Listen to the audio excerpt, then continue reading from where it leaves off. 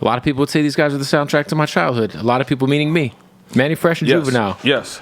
Welcome. What's up? Thank you, brother. Thank you. Finally, I'm on here. Hey, I just want y'all to know, if you told like the 12-year-old me that this was happening, I would be fucking tripping balls for sure. So this is amazing. Yeah. They tripping I balls. mean, bro, in meeting you, you know, I appreciate when just the warm hello you came, you know, you was like, bro, like I fuck with you. You was like, dude, you don't even understand. You know, and that's the shit that, you know your mission is complete when. Yeah, I felt like it's funny too, because I think I told you when I first started, I was like, bro, you don't understand how much of a big deal it was recently, because for whatever reason, I got that work was not on Spotify forever, and I was like tired of going on YouTube and pulling up the bullshit like YouTube uploads of got that, and so I mean that it wasn't on there? It wasn't for a while, man. For a while. Yeah. So that's kind of like Project English. Yeah. Yeah, because you can't find that shit nowhere. So the 25th anniversary of Back That Ass Up is this. First of all, I always say this. I'm on video saying this a lot. It could go down as the greatest hip hop song of all time, and I say that with full confidence. I'm not saying it is or it isn't, but it very much well could be, because I can't think of the other song that you could play in peak hours of a nightclub for any crowd, and it just goes the fuck off to this day. Like yeah.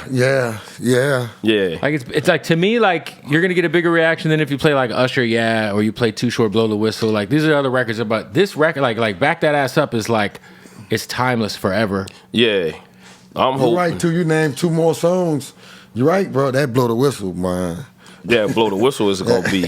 It's gonna be right there with. No, but if you play Back That Ass Up at a bar mitzvah, at a wedding, hood club, it has happened. Wherever it has happened. It translates with anybody. Yeah. Like, you know what I'm saying? Ku Klux Klan rally.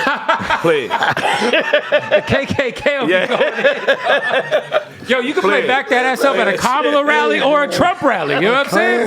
Play that shit at a Klan rally. David Duke. The Klan rally. I done heard it all, man. Oh, man.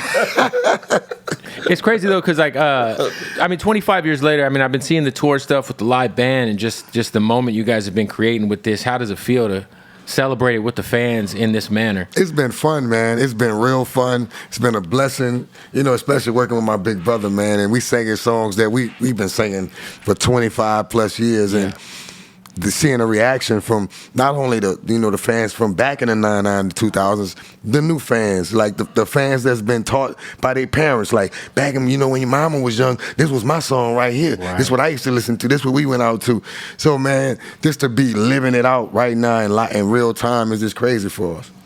Yeah, it's interesting too, because when we think of 400 Degrees, it's an album that has like stood the test of time. But it's also an album that, for whatever reason, I don't know why, we always will hear about like the Illmatics and the Reasonable Doubts and the Get Rich or Die Tryings. But I feel like 400 Degrees has to be in that conversation more. I know it is to certain people, but it's like, it's one of those albums that's like up on the wall with like Good Kid, Mad City. And you know what I mean? Like it's one of them ones.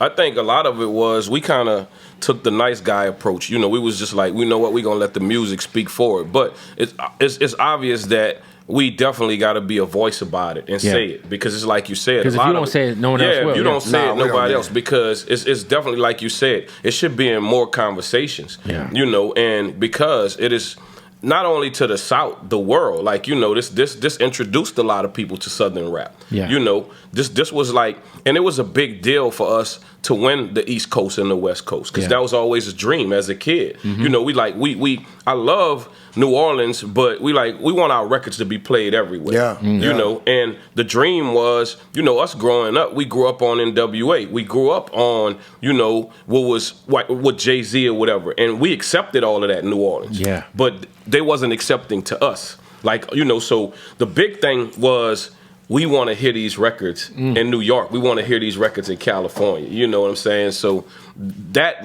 getting that accomplished was it was more important than making money. You know what I'm saying?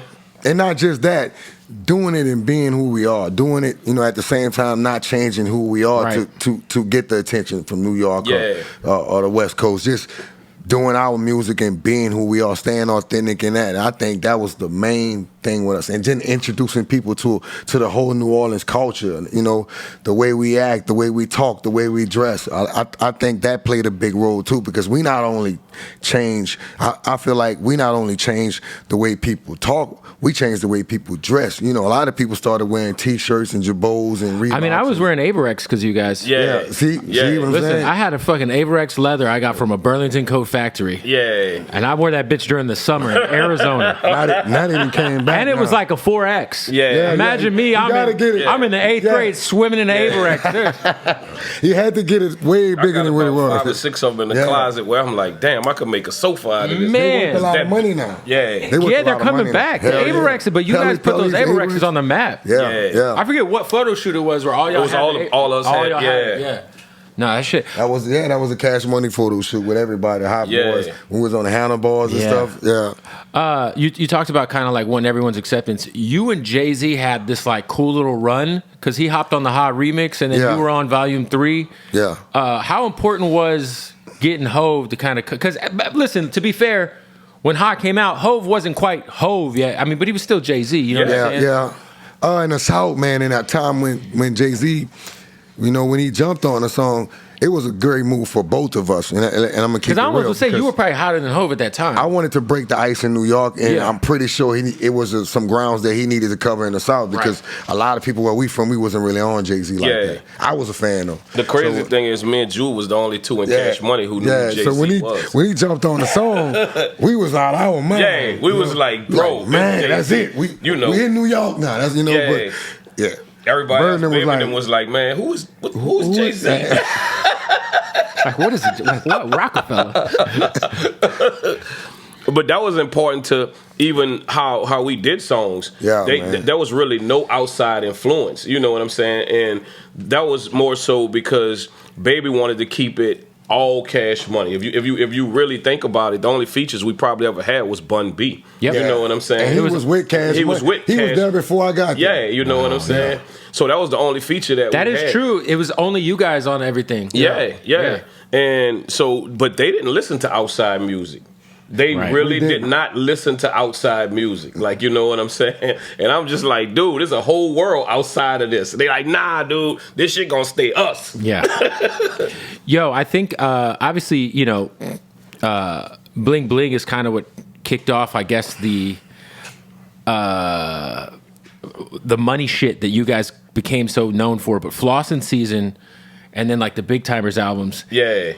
There was like Big Time albums, I think, really set the tone for. Listen, but I would just have these visuals of like these cars that didn't exist yet, and like all this jewelry and just like I was like, yo, these are the richest motherfuckers on the planet.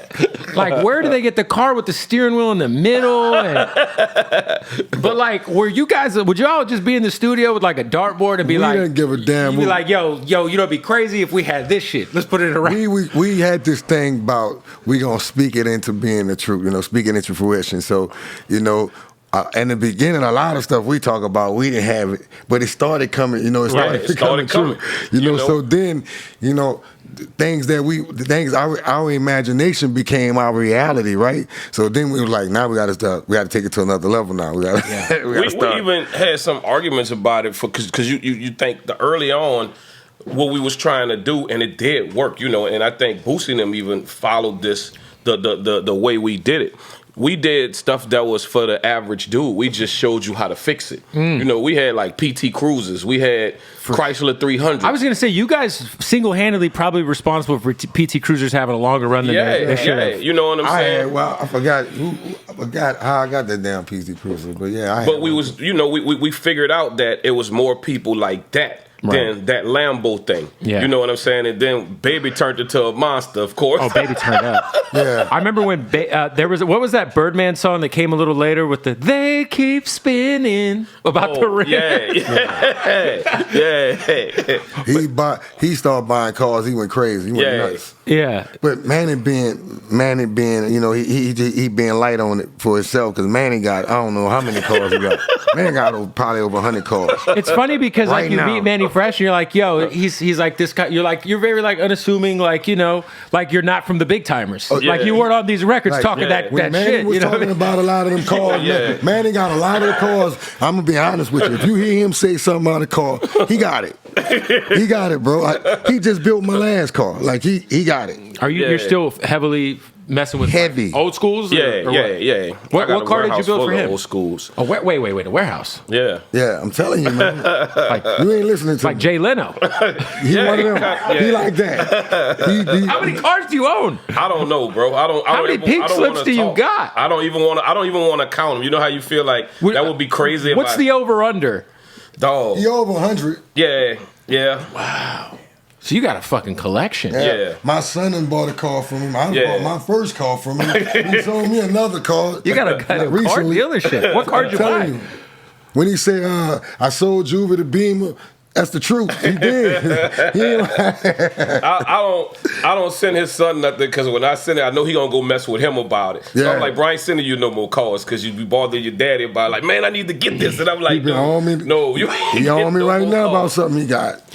Fresh got a car with a ball in the back of it. A Honda Active. And it's driving my son crazy. Honda Actives, the little small Honda trucks.